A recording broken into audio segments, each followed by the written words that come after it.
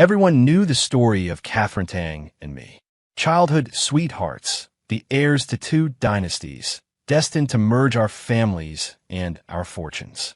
It was the kind of story people told about us, a foregone conclusion written in stock agreements and whispered at cocktail parties. Our parents had arranged the engagement when we were kids, a move that solidified a business alliance that ran bone deep through both our corporations. But on our wedding day, the story shattered. Hours before the ceremony, my fiancée walked out, boarded a flight to Paris, and ran to the man she'd met in a whirlwind college romance. She was betting on the power of the Tang family name, on the perceived weakness of my own, the Marshalls. She was certain I wouldn't dare make a scene. 20 years of shared history became a punchline, the gossip that fueled 1,000 text chains. I stood there, wearing my signature calm smile, and went through with the wedding alone. On the most important day of my life, I became the laughingstock of New York's elite. But I didn't care, because I knew that every ounce of humiliation I endured that day would be repaid. With interest. 1. The catastrophe the morning of my wedding, I watched my own wife fly to another man on TMZ. I sat in the silence of my hotel suite, chain-smoking, the news looping on my phone. The only thing that betrayed my composure was the slight tremor in my hand as I lit another cigarette. Across the room, our parents were in crisis mode. Mr. Tang had been railing against his daughter, Catherine, for half an hour, his face a terrifying shade of purple. Already taken 3 nitroglycerin pills just to stay upright. My phone buzzed twice. The first was a text from Catherine. "Caleb, we'll do the wedding when I get back." The second was a video someone had shot at the airport, already going viral. There she was, wearing the bespoke gown I'd commissioned from a master designer in Paris. On her wrist was the emerald bracelet my mother had given her, a welcome gift to her future daughter-in-law. In the video, she was rushing a euphoric smile on her face that cut right through the screen and into my gut. I watched it a dozen times, then a dozen more, until I felt nothing at all. I told myself she was a smart woman.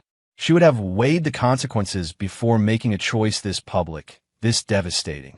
That meant whatever excuse she came back with would be a lie, and it would be unforgivable. I took one last drag from my cigarette, crushing it in the ashtray. Then I walked out to face our families. "It's time," I said. "The ceremony is going to continue." That night, the story of the Tang heiress ditching her wedding for a lover dominated every news cycle. For 5 straight days, it was the #1 trending topic on Twitter. The rumors were wild. Someone leaked a video of me completing the wedding ceremony alone, and I instantly became a meme, the stoic, green-hatted groom. In just a few days, I was famous for all the wrong reasons. 2. The Tang family dinner. After a fiasco like that, the Tang family owed me an explanation. Mr. Tang arranged a private dinner at a Michelin-starred restaurant as a formal apology. It was also the night Catherine was due back in the country. But as the first course was served, her chair remained empty. Mr. Tang's face was grim, but he forced a smile and raised his glass to me. "Caleb," he began, his voice heavy, "this is my fault.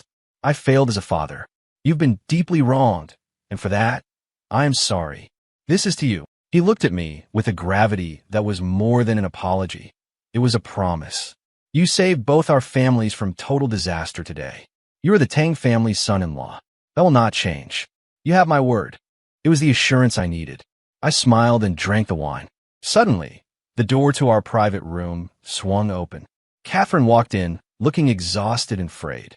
The carefully constructed atmosphere of reconciliation instantly evaporated. Mr. and Mrs. Tang's faces hardened. My own parents didn't even look up from their plates, refusing to grant her a single glance. "Get over here," Mr. Tang hissed, the words forced through clenched teeth. He grabbed her arm, his disappointment palpable, and pulled her to the seat beside me. Catherine offered a weak, apologetic smile that didn't reach her eyes. "Mom, Dad, Mr. and Mrs. Marshall, I'm so sorry. I know I was wrong."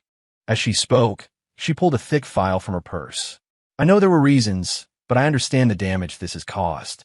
As a gesture of my apology, this is my compensation." On top of the stack of papers was a document titled U.S. Customs Goods Clearance Manifest. It was for the shipment that had been mysteriously detained weeks ago, the one my parents had leveraged our entire company to finance. The The night we got the news it was being held, my father had a heart attack. He spent 3 hours in the ICU. And now, Catherine had apparently solved our single biggest problem on her trip abroad.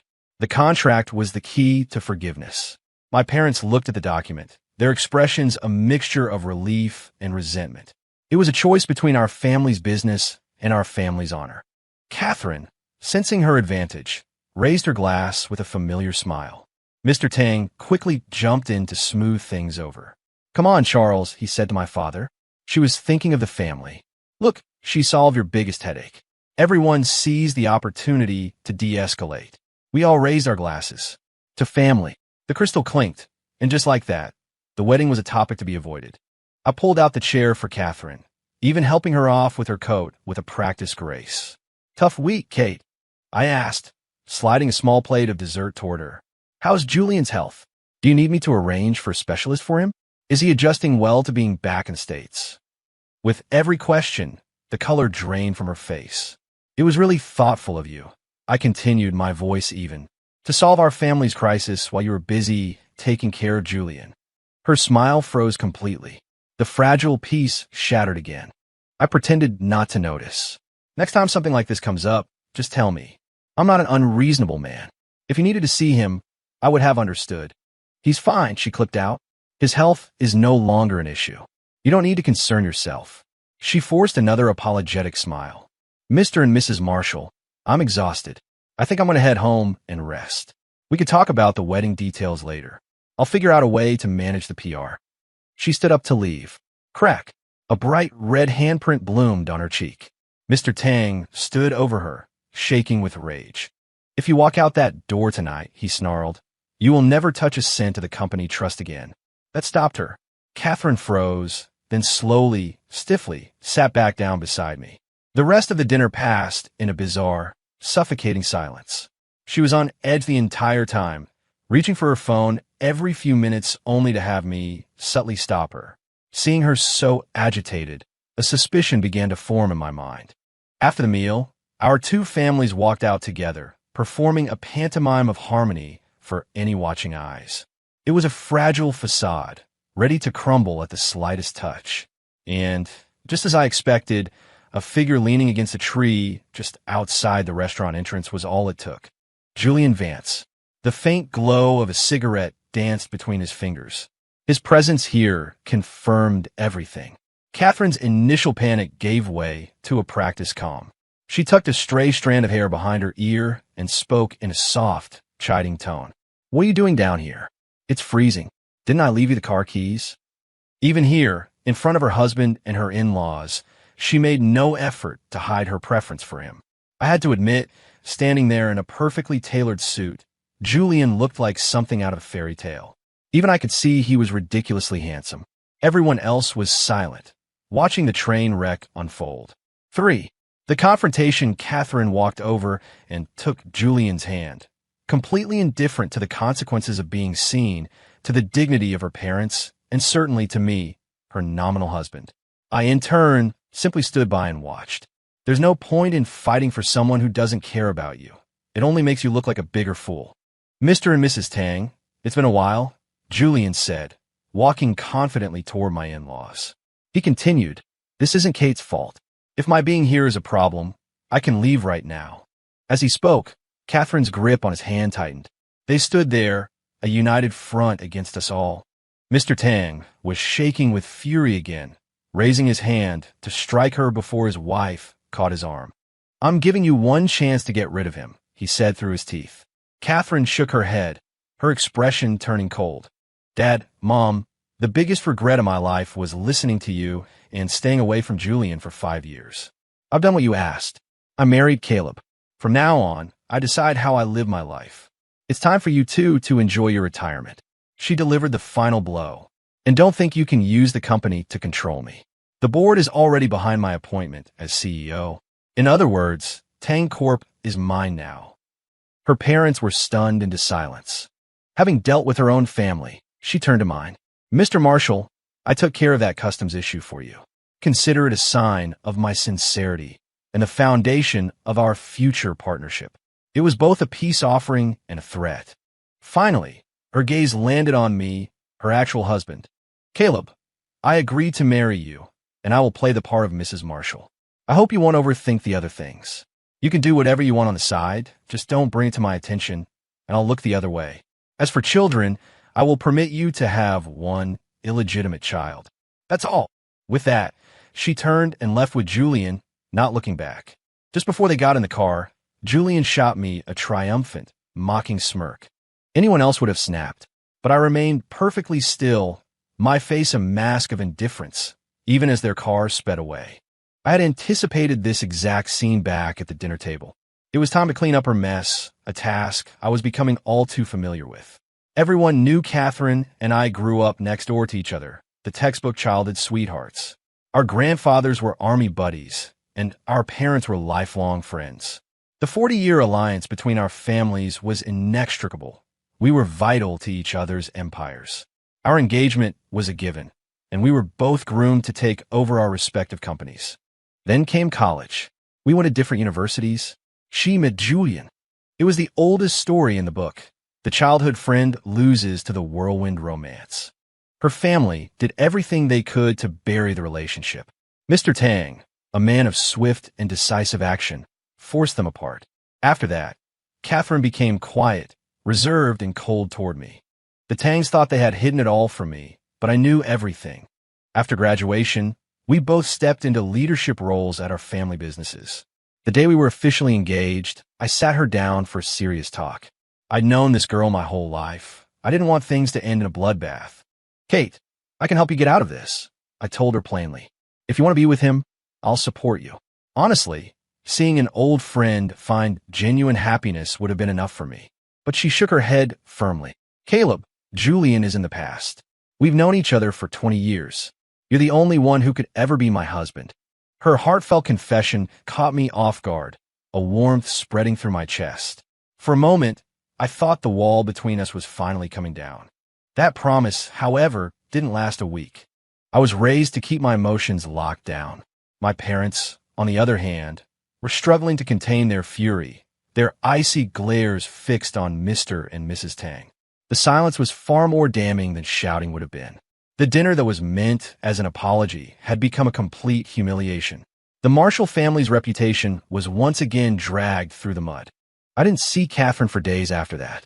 The penthouse I had designed for our life together became my prison. She and Julian were making up for lost time. That much was obvious. Our world is small. You don't have to look for gossip. It finds you. Word was they had moved in together. They just bought a mansion in the Hamptons and were already starting a massive renovation. It was clear she had absolutely no regard for my family's dignity. Catherine, I gave you a choice, I whispered to the empty room, my voice cold as I tossed a tabloid photo of them onto the coffee table. You refused it. The game was on. Mr. Marshall, this has gone too far. You've become a joke in our social circles. My chief of staff, Sarah, said, her tone laced with concern. Is that so? I leaned back in my office chair, closing my eyes. The stress of the past week was catching up to me. Finalized that customs contract. We paid a high price for it. Let's not let it go to waste. As for Catherine, let her be. What? Sarah couldn't hide her shock. She knew how much I valued my reputation. Sir, this will start to affect the company's image. I waved a hand, cutting her off. If her own parents couldn't control her, what was I supposed to do? As for our company's alliance, she didn't have the power to break it. The truth was, the person who should be most worried right now wasn't me. It was Julian, the one person everyone was overlooking. I was sure he would get impatient. I was sure he'd come to me. And as expected, it didn't take long. A chance to go from kept man to a kingmaker at a major corporation. No one would pass that up. No man would be content to be the other guy forever. It baffled me how a woman as sharp as Catherine could fall for someone so transparent. Julian stood in my office, a condescending smirk playing on his lips. Mr. Vance, I began, my voice placid, as if discussing the weather. I trust you've been enjoying my wife's company these past few nights. He chuckled and deliberately adjusted his cuff, flashing an absurdly expensive watch. I recognized it. It was the one Catherine had commissioned, telling the jeweler it was for the love of her life. Mr. Marshall, the person who isn't loved is the third wheel. You're only in this position because of your family connections and a childhood memory. If you ask me, you're just a pathetic loser. Your wife warms my bed every night. And as long as I say the word, you'll be wearing that green hat for the rest of your life. His arrogance was astounding, his words dripping with contempt. Seeing his smug, triumphant face, I actually laughed. He was so stupid it was almost charming. After a moment, I decided to shatter his little fantasy. Mr. Vance, have you ever wondered how Catherine suddenly found out where you were, right before the wedding? Did that not strike you as suspicious?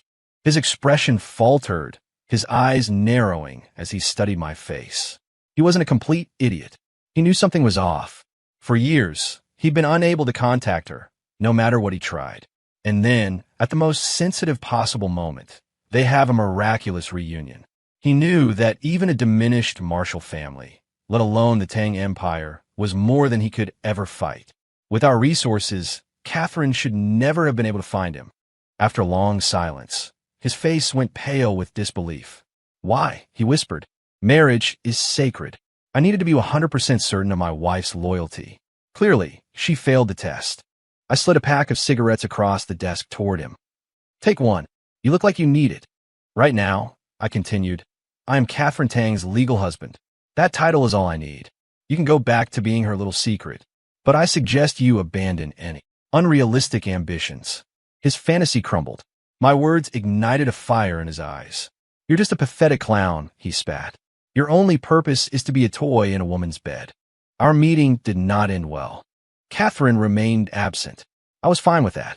A week later, I finally got some good news.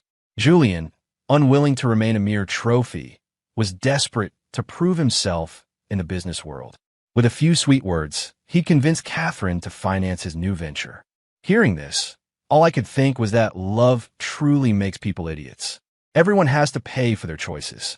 Catherine Tang, once a legend in the business world, was now just one step away from a spectacular fall. Gradually, I wasn't the only one being laughed at. The great Catherine Tang became the subject of endless gossip. People started placing bets on how long it would be before we divorced. In our world, having a mistress was common. A public spectacle of this magnitude, however, was unheard of. I saw her again at the signing ceremony for the new joint venture our families had landed, the Hudson Yards expansion project. As a future landmark of New York City, it had drawn national attention from the start. The ceremony was a massive media event. As the de facto heads of our respective corporations, we were expected to attend, dressed to the nines. To my surprise, Julian wasn't with her. Mr. Vance isn't accompanying you, Ms. Tang. That's a rare sight, I said, my tone laced with sarcasm. Her expression tightened, but she wasn't in any position to be angry. His business is just starting up. A lot of things require his personal attention, she explained smoothly. She walked to my side, looped her arm through mine, and adjusted my tie in a gesture of faux intimacy. Today is a historic milestone for our families. I want my husband by my side. I didn't pull my arm away, but I offered a distant smile. Ms. Tang, in public, it's probably best if you call me Mr. Marshall. As for husband, I believe someone else is better suited for that title. Her smile faltered. Caleb, actually, before she could finish, a city official interrupted us, and we were ushered onto the stage. As the host began the presentation, we walked to the signing table together, looking for all the world like the perfect power couple. The signing itself was flawless. We smiled, our movements synchronized, engaging warmly with the officials. We were the picture of harmony. Of course, there was a small disruption. Catherine's phone started ringing. She glanced at it, her brow furrowing, and declined the call. But for the rest of the ceremony, it vibrated incessantly in her purse. I glanced at the caller ID on her screen. My smile grew a little more genuine. Ms. Tang, you and Mr. Vance are so devoted. Can't bear to be apart for more than a few minutes. The entire signing concluded to the soundtrack of her buzzing phone. Once the official proceedings were over, we moved to schmooze with the city leaders, building goodwill for the project. Catherine kept her arm linked with mine, maintaining the illusion of a happy marriage. In a partnership with the city, public image is everything. Any negative press could jeopardize the deal. So far, everything seemed to be going smoothly. Just as I thought we'd made it through unscathed, an aide rushed into the room and whispered something in the lead official's ear. The man's face instantly darkened, and a heavy tension fell over the room. "Mr. Marshall, Ms. Tang," the official said coolly. Situation has arisen. I suggest you handle it. Otherwise, we may have to postpone this partnership." The aide held out his phone. On the screen was Julian Vance, surrounded by a furious crowd. "Do you know who I am?" Julian was screaming hysterically from inside his car, lurching it forward and back, trying to break through the mob. "My wife is Catherine Tang. Catherine Tang. You're all frauds. You stole my money. You all deserve to die. T.O. die." Suddenly, Julian's phone rang. It was Catherine, finally calling him back. "Julian, calm down." Her voice was gentle, but strained with exhaustion. "Don't be afraid. I'm here. Just go home. I'll handle this when I get back." But Julian was beyond reason. His rage intensified when he heard my voice in the background. "Catherine, why is Kayla Marshall with you? Have you moved on already?" His voice was a torrent of anger and despair. "You knew I was in trouble. You saw my calls, and you ignored them to be with him. What does that mean? Didn't you promise you would never see him again? Are you betraying me? Are you? Answer me." Catherine, struggling to control her own anger, kept her voice low. "Julian, today was the signing for a very important project. I promise, I will always keep my word to you. Just go home. I'll be there soon." "I don't believe you. Not unless you divorce him and marry me." I felt the corners of my mouth lift. The real show was about to begin. The room was thick with awkward silence. The once celebratory crowd was frozen, their faces grim. The city official let out a cold snort and walked out without another word. Catherine finally grasped the severity of the situation. For the first time, she dropped the gentle tone and snapped. "Julian, I'm telling you for the last time. Go home and wait for me, or you could go right back to Europe." That final threat shattered what was left of Julian's sanity. Without another thought for the people blocking his path, he stomped on the gas. The video feed shook violently. When the picture stabilized, the scene was chaos. People were on the ground, moaning in pain. It was a disaster. My own face hardened. His insane act was catastrophic for both the Tang and Marshall families. Over the phone, Julian's panicked voice came through. "Kate, I'm sorry. I just love you so much. I was so scared of losing you. You'll forgive me, right?" Catherine, her initial anger replaced by overwhelming concern, replied, "Julian, are you okay? Are you hurt? It's my fault. I shouldn't have spoken to you like that." I had to silently marvel at her idiocy. Thank God I wasn't the one she was in love with. She would have driven me to an early grave. But this mess had to be cleaned up, and fast. I sighed and put a hand on her trembling shoulder. Julian's company is a subsidiary of Tang Corp. An incident this serious, if not handled immediately, the consequences will be unimaginable. My words seemed to reach Julian through the phone, because he decided to add more drama. "It's all my fault, Kate. I've embarrassed you. I just wanted to prove myself, to show everyone you didn't end up with a loser. I know I've caused a huge disaster. I'm going to go drive into the ocean. I'll atone with my life." The roar of an engine revving filled the line. It was a trick a teenager would pull, but it worked perfectly on Catherine. "Julian, where are you? I'm coming to find you right now." Without a second thought for the chaos in the room, she bolted for the door, shouting back at me as she ran, "Caleb, you handle this." Watching her retreating back, I was speechless. A part of me couldn't help but think, you reap what you sow. The fallout was immediate and brutal. Our family company's stocks went into a nosedive. Investors were calling, demanding answers. Catherine's reputation was destroyed. Even though the Tang family moved quickly to contact the victims and offer compensation, the damage was done. The media ran with the story, and several of our key partners began pulling their contracts. I didn't have time to waste. I had to manage the crisis. After getting authorization from Mr. Tang, I stepped forward and publicly took charge of the entire situation as the son-in-law of the Tang Corporation. I spent the next 3 days in a blur of activity, visiting the injured, managing the legal fallout, paying off media contacts, and negotiating with city officials. I didn't sleep. Finally, I managed to contain the damage, pushing the story out of the headlines. In the process, my competence and decisiveness earned the respect of everyone involved. On the 4th day, I finally collapsed, falling asleep at my desk.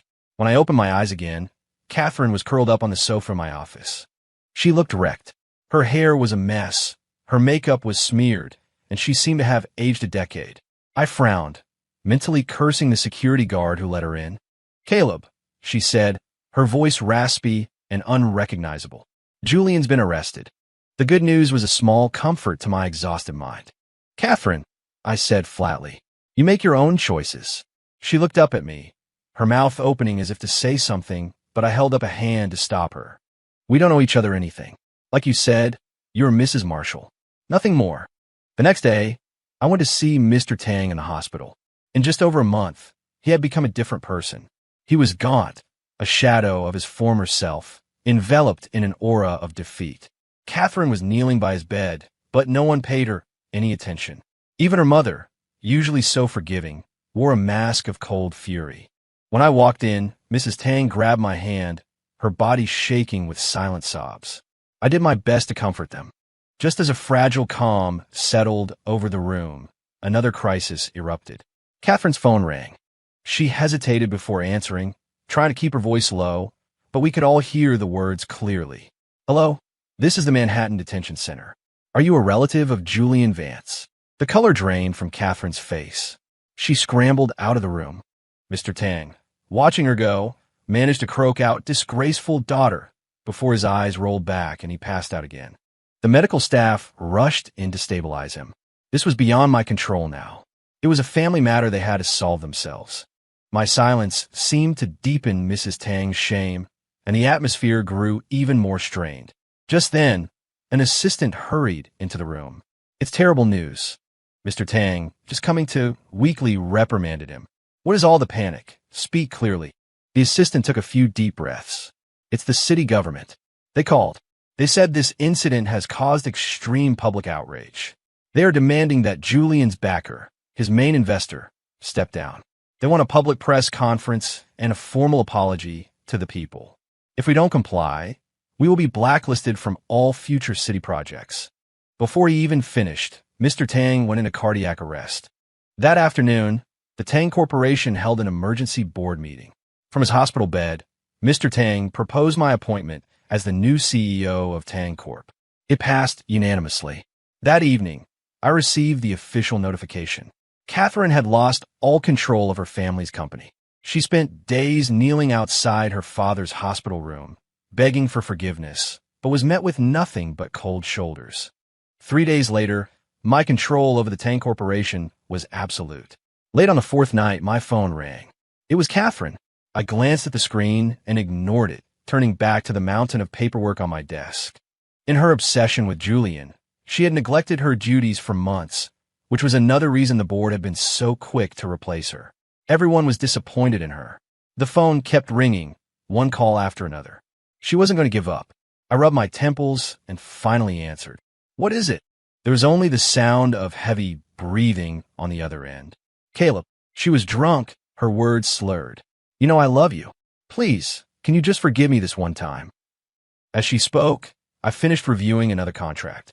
Her plea registered as a faint, annoying buzz. It was disgusting. "You know I have a thing about cleanliness," I said coldly. "I've never touched you, not once. I find you dirty."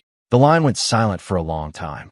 When she spoke again, her voice was sober, stripped of all its former pride. It was a desperate, humble whisper.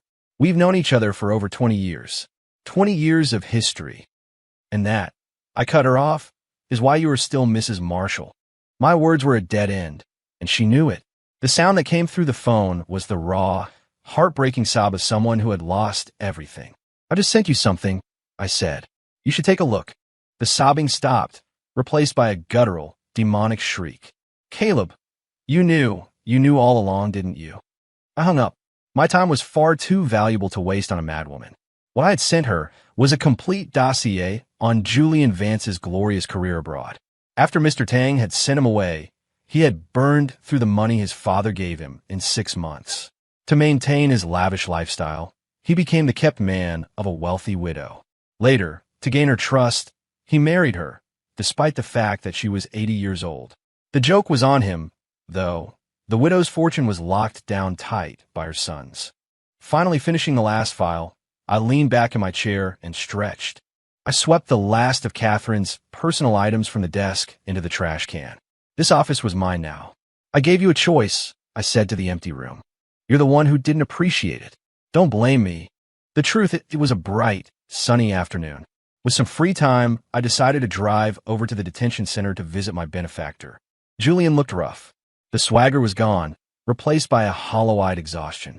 But when he saw me, a flicker of pure hatred ignited in his eyes. Marshall, what are you doing here? Come and laugh at me. I shook my head, a playful smile on my face. You're my greatest asset. If it weren't for you, I never would have gained control of the Tang Corporation. And I certainly wouldn't have Catherine, that lunatic, exactly where I want her. What are you talking about? I pulled out my phone and showed him the video of Catherine at the airport. One word from me, and she would have never gotten on that plane. That day was her final test. Julian's face went white. Why, he choked out. Why would you plot against me? His eyes widened in horror. The information about Catherine. You leaked it to me, didn't you? You wanted me to go after her. The answer was obvious. It was a loyalty test, and they had both failed spectacularly. He finally understood the truth, but it was far too late. He would spend the rest of his life paying for his greed and stupidity. The money I lost in Europe, that was you, wasn't it? My company. You set that up too. The more hatred I saw in his eyes, the more satisfying it felt. This was a game for titans. A nobody like him had no business trying to play. Who else was I going to destroy? Marshall, you'll rot in hell, he screamed, shaking the bars of his cell. The guards rushed in and restrained him. I just love Catherine. That's all. And you did this to me. God will strike you down. Seeing his complete breakdown, the knot of anger I had carried in my chest for months finally dissolved. The moment you knew she had a fiancé and still decided to come after her, I said calmly, your fate was sealed. My purpose fulfilled, I turned and walked away. Back in the car, Sarah couldn't hold back her question any longer. Mr. Marshall, how did you know for sure they would walk right into your trap? I lit a cigarette and took a long drag. Desire, I said, especially Catherine's. She's never been denied anything she wanted in her entire life. Once she had the power to get something back, that desire became an obsession. Even if it ended in disappointment, she had to see it through for herself. And Julian was even simpler. Life abroad hadn't been kind to him. He runs into his first love, who just so happens to be a corporate titan with unresolved feelings for him. Of course, he was going to latch onto her and never let go.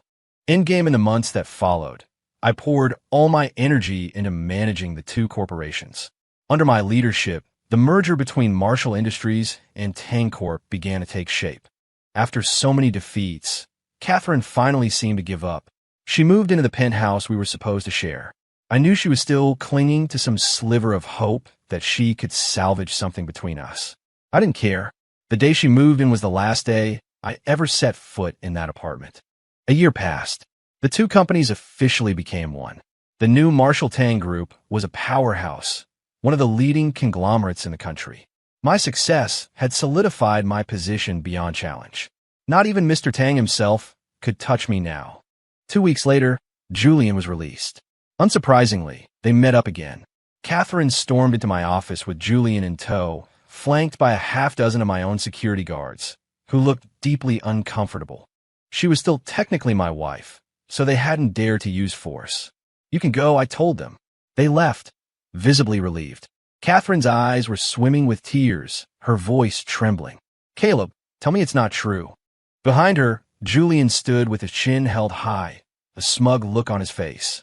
I closed the file I was reading and looked at her, my expression neutral. I don't know what he told you, but assuming he didn't embellish, then yes. It's true. Her world seemed to collapse. She staggered back, nearly falling. Julian moved to help her, but she shoved his hand away. Why? The life had drained from her eyes. In her mind, I was the one who had always loved her, the one who had protected her, cared for her, cherished her since we were children. You promised you would protect me for my whole life. Did you forget all that? She was rambling, incoherent, repeating that this couldn't be real. I listened in silence for a long time, offering nothing. When she realized her emotional appeal wasn't working, her demeanor shifted. The act was over. Caleb, she said, her voice hard. So you were lying to me from the very beginning. Even now, she was trying to pin the blame on me. I took a sip of tea to quell the rising irritation. That customs incident last year, I asked nonchalantly, the one that almost bankrupted my family. You arranged that, didn't you? The goal was to weaken us, to put the Marshalls in a position where Tang Corp could acquire us for pennies on the dollar.